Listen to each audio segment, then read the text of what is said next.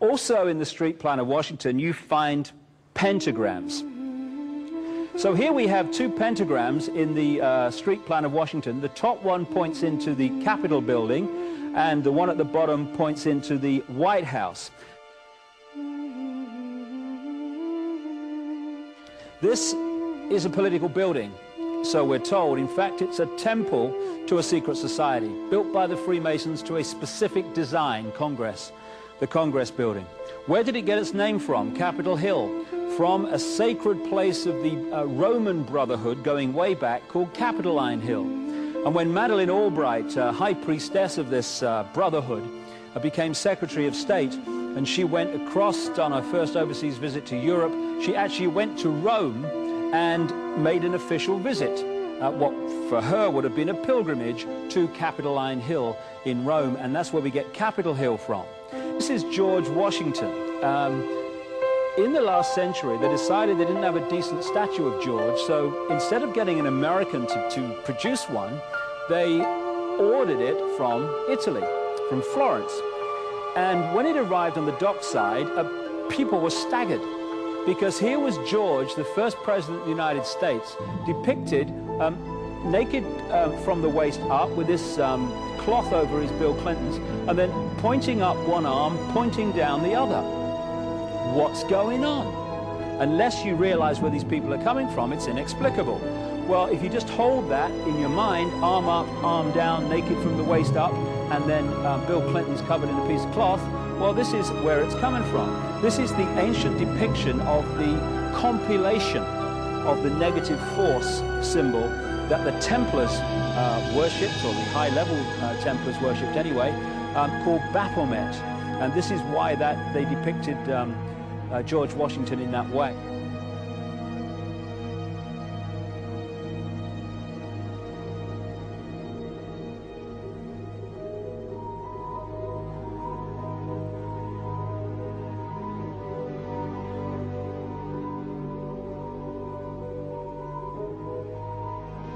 What has come to light is that it's now been, it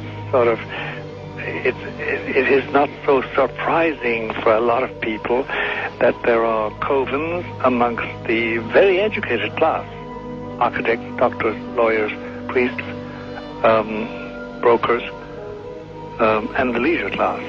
These are people who have made pacts with the devil. That's right. It's really the best, the more accurate way of describing would be that they have indulged themselves in the worship of the goat, of the prince, of the serpent, of Satan, of Lucifer, and they lead perfectly normal lives. They're jewel merchants. They travel. They're prominent in their own way, but they do have this indulgence. Father, here's a part of that I can never understand. That has never made sense to me. And that is, if somebody were to make a pact with the devil, then obviously the implication is if the devil is there to make a pact with them, to make a deal, to make their life, this short mortal life on earth, pleasurable, with money or women or travel. Or more interesting. Whatever it is they want. Yes. Then they are aware of the presence of the devil, and they are obviously aware then of the presence of God as well, and they nevertheless make a conscious, stupid, short-term, blind choice to take what they can get in this lifetime. And to embrace one, you must embrace the other. It's not like it's some wishy-washy person. I know you do. It is a very not easy to understand, except when you talk with them, when they let their hair down and peel grapes, as we say, and when they're on their way to being cured of what or healed is the proper word. You find that there's an exhilaration and a satisfaction which is both sensual and sexual and mental, when they really indulge in Luciferian worship. There is a peculiar exhilaration. Like a drug, then? Yes, it's a peculiar exhilaration. And of course, the godly instincts in us all, the angelic in us all, because we all have something angelic and something godly, besides everything else, a lot of other negative things, that is quenched.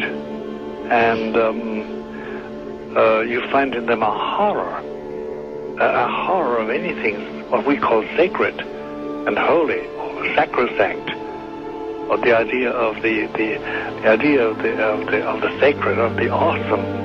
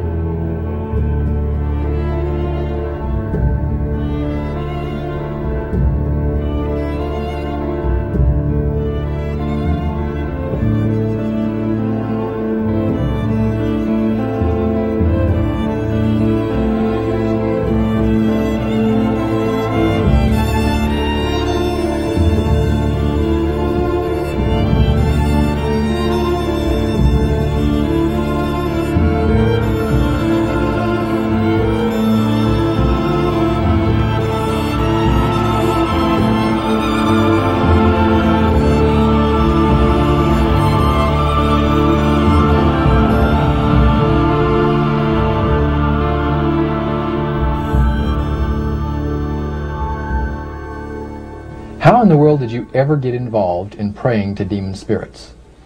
A fellow that had been on a particular ship with me, he told me, "Hey, I got something fantastic to tell you." He said, "I am affiliated with people that speak with the spirits of the dead. How would you like to talk to the spirit of your dead mother?" And I was shocked. I was shocked. He said, "You wouldn't be afraid of talking to the spirit of your dead mother, would you?" Well, I said, "I'll tell you what, I would have to give that some thought, because it's something I never thought about before in my life." Most of us probably haven't. A little afraid of something like that. Well, he says, you know, it's written all over your face. You're afraid of going to a seance. But he says, "I know you. He says, you're going to come."